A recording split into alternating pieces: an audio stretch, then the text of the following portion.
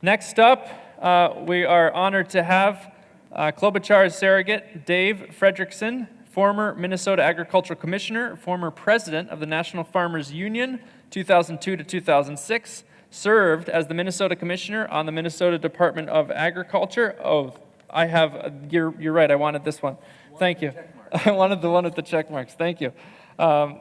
Served as the Minnesota Commissioner of the Minnesota Department of Agriculture from January 2011 to 2019, and previously as the member of the Minnesota Senate from West Central Minnesota from 1987 to 1993.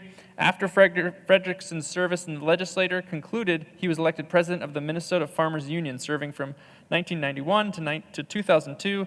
In 2002, he was elected president of the National Farmers Union, the second largest general farm organization in the country. It is definitely a true pleasure to have you and an honor. Thank you for all your service. Let's go talk. Thank you very much. Is that on? Let's check if this turned on. Let's see here. Okay. I'll turn that on for you. Oh, there we go. There we go. There are still people here? Thanks for sticking around, everybody. Yeah. So, oh, there we go. Exciting to be here today, and thank you. Yeah. Thank you very much. Thanks for being here and taking the time. I've enjoyed listening. I've been here since about noon, and I've learned an incredible amount, and it's frustrating, certainly, to hear the various perspectives on American agriculture and how and why we can't get this right at some point. Yeah. Just a really quick tip-off on that, because you made me think of this. What is the difference right now for you as someone who's been deeply involved with agriculture for many years? What do you think about the grassroots movement that is boiling up right now in terms of your belief that we can actually make some significant change? I think that's just a personal question first to start off. Well, I think absolutely, and I think it's appropriate and it's the right time. I'm here obviously on behalf of Senator Klobuchar. I wanted to point out that on my bio that obviously I can't hold a job anymore, so I bounced around a little bit, but I'm approaching my 76th birthday, and I flunked retirement on a couple of occasions, and I'm not going to flunk again. All of the issues, are not new issues. They're old issues that continue to come up time and time and time again. With Senator Klobuchar, I want you to know that I also, full disclosure, I work for Amy. I started working with her after I left the National Farmers Union. I stared out of the window for quite some time, and my wife of now 54 years said, please find something to do. And so out the door I went, and I started to work for Senator Klobuchar. On the day she was sworn in, I spent the first 4 years of her first term setting up chairs at events across the state, a variety of things. And with the Farmers Union, Aaron, you know that sometimes when you go to a county meeting, there's only 2 people there, so there wasn't that much work to do to set up the chairs. But I enjoyed it immensely and helped her form her policy positions, I hope, as she moves forward. She's been there now a number of years, and I think is ready for this next job. And I know her as good as any, and probably better than many, having worked with her directly, and then during my time at the Department of Agriculture in Minnesota, having the opportunity to work with her on some of the issues that were important to the governor at the time, and certainly important to me. What's different about today, I think the level of intensity is up a little bit, and I think that's good, Finian. The whole concept of regenerative agriculture is important. We in Minnesota have, I think, done a reasonably good job of identifying some of the problems that we have. I've always talked about water quality and Minnesotans and agriculture, that we indeed have a moral obligation and responsibility to ensure that the water that leaves Minnesota and comes to Iowa is clean. And we've taken that very seriously with things like mandatory buffers on all streams in Minnesota, which some people thought this will never happen. It indeed did happen, and with the support of Senator Klobuchar, I might add. Yeah.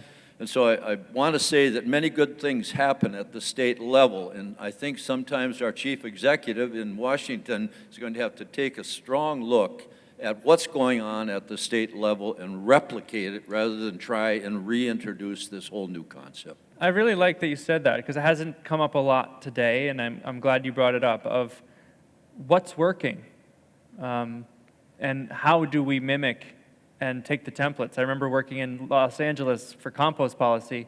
No one had just taken what San Francisco did and just copied the template.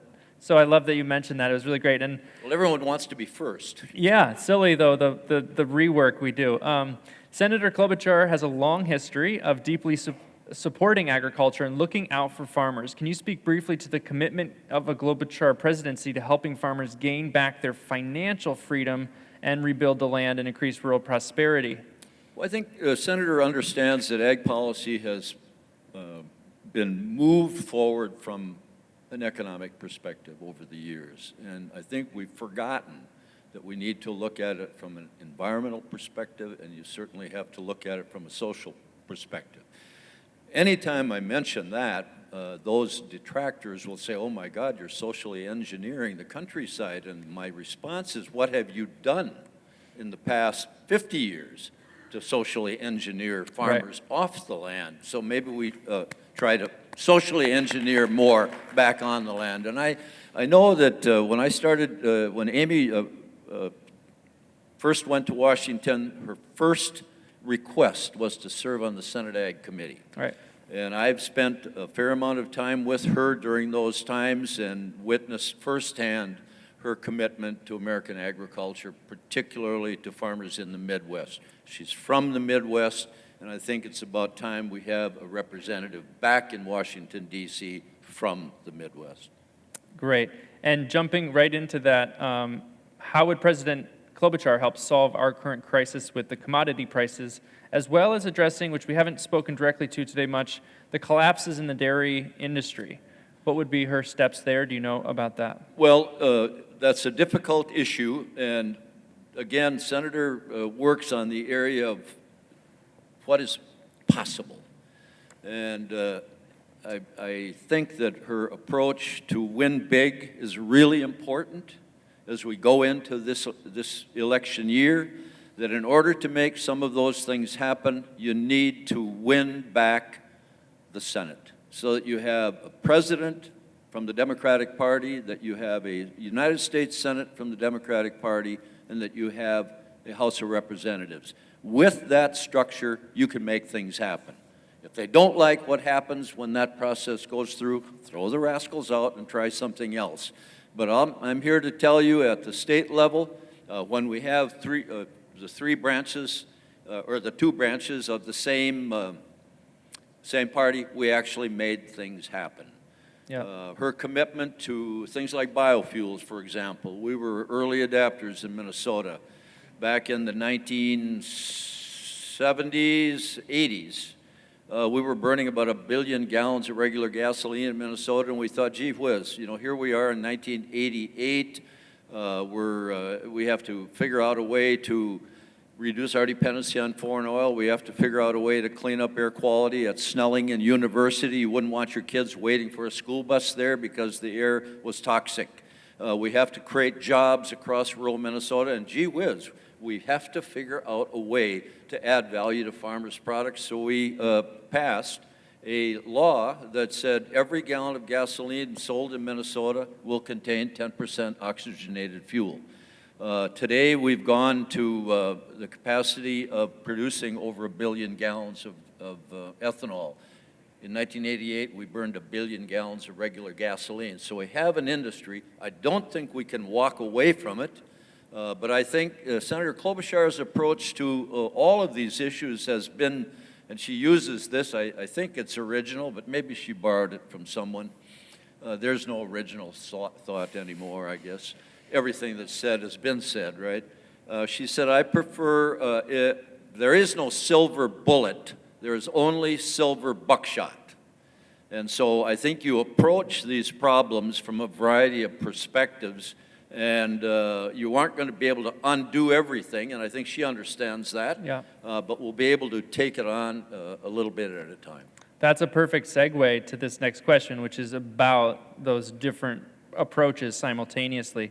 Farm losses from flooding damages went, as we mentioned earlier, past $2.9 billion in Iowa in 2019, and now we know that healthy soil can substantially safeguard from a lot of these damages, at least in some instances. Senator Klobuchar has said that as president, she would work hard to fund permanent disaster programs, which makes total sense. We need that safety net there. But how would President Klobuchar help farmers make their land more climate and disaster resilient? What types of policies, incentives? I wasn't able to find too many matches, but I'm wanting to hear from you of what you've seen as the kind of, instead of the Band-Aid approach or the safety net approach, how are we looking at preemptively helping these farmers rebuild the structure, foundation, and functionality of their land? Well, I think that, all of the groups that are represented here today need to be those cheerleaders. Yeah. I think that the President of the United States is going to have a lot of issues on the plate, and they will, continue to focus on that. I know it's a priority for Senator Klobuchar, and I fully expect that she will be leading the discussion, and if not, I'll be there to remind her. Great. We have time for a couple more. Would you like to do economy and biodiversity, or do we want to do the antitrust stuff? You pick. Antitrust or? Okay. Antitrust is the vote. What would antitrust enforcement in agriculture look like under Klobuchar administration, and how soon would farmers in Iowa see the results and the impacts of that? Well, I think that we need to look at the Department of Justice, and I'll guarantee you, you won't have an Attorney General Barr to deal with. You'll have somebody that we can work with and you can work with to utilize the Department of Justice to bring those issues to the forefront. I've kicked around this for a long, long time, and it's not a new issue. It continues to bubble up. It's perennial in a variety of ways. But I think that Senator Klobuchar would seriously arm the department with folks that want to move on that issue.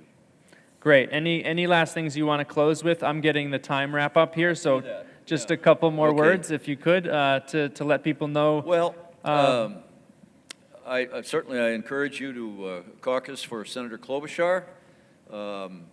Using one of Al Franken's lines, she's good enough, she's smart enough, and doggone it, people like her.